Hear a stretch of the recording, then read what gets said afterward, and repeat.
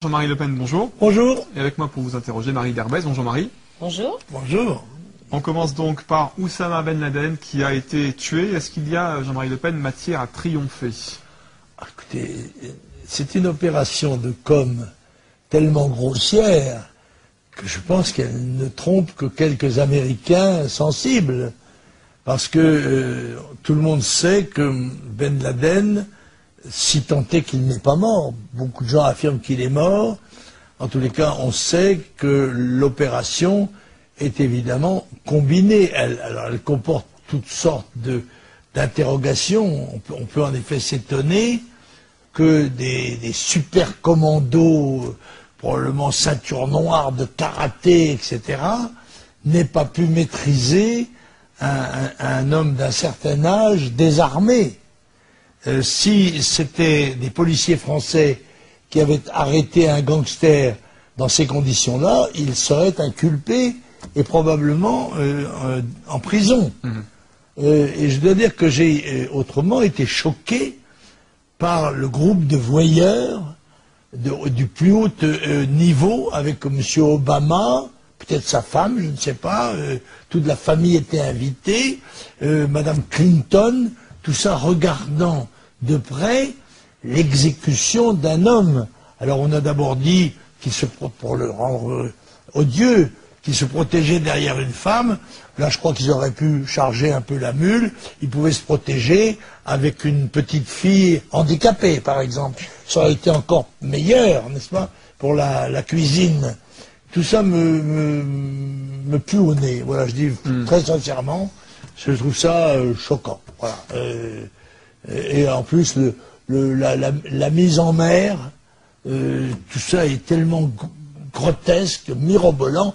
De toute évidence, on ne voulait pas montrer Ben Laden, ou ce qui est prétendu tel, ni son corps, ni son cadavre.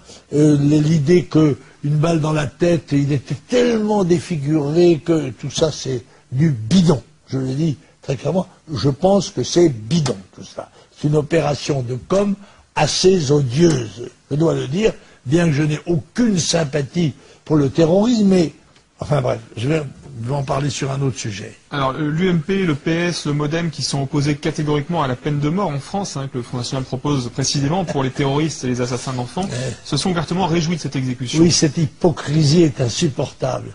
Parce que ces gens, nous sommes pour la peine de mort, pour les criminels, n'est-ce pas?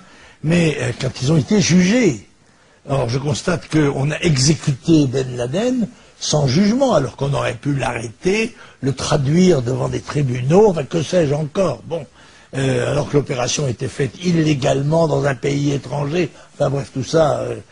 Mais il est évident que tous les partisans, les adversaires de la peine de mort, sont dans une situation grotesque.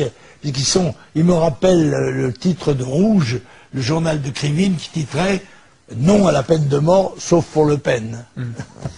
Et avant de passer la parole à Marie, je crois que vous vouliez revenir sur la Libye également. Oui, écoutez, la Libye, la guerre continue. C'est une guerre qui est faite au gouvernement légal, qui est celui de M. Kadhafi, de la Libye. Une guerre qui est faite par le groupe de contact qui prétend maintenant financer les rebelles islamistes de Benghazi avec de l'argent confisqué à l'État libyen. Mais ce sont des mœurs de gangsters, ça. C'est le gangstérisme en costume cravate. Je trouve ça scandaleux que l'on continue à bombarder. Alors j'ajoute que quand on sait que ces bombes tuent des civils, je sais par témoignage direct qu'ils ont bombardé un hôpital à 200 km au sud de Tripoli. Bon, on tue des militaires et on tue des civils. Et quand on voit que le fils, la femme et les 3 enfants de Kadhafi sont tués sans que ça provoque la moindre protestation, mais que penserait-on si les terroristes tuaient le fils et la femme et les petits-enfants d'Obama, ou la femme et le fils des petits-enfants de Sarkozy? Enfin, c'est extravagant. Ou bien est-ce qu'on considère ces hommes-là comme des sous-hommes qu'on peut traiter différemment des autres? Mais moi je considère que ces gens-là doivent être respectés dans leur humanité et que les civils ou militaires, le groupe de contact de l'OTAN n'a pas le droit de les tuer. Voilà mon point de vue.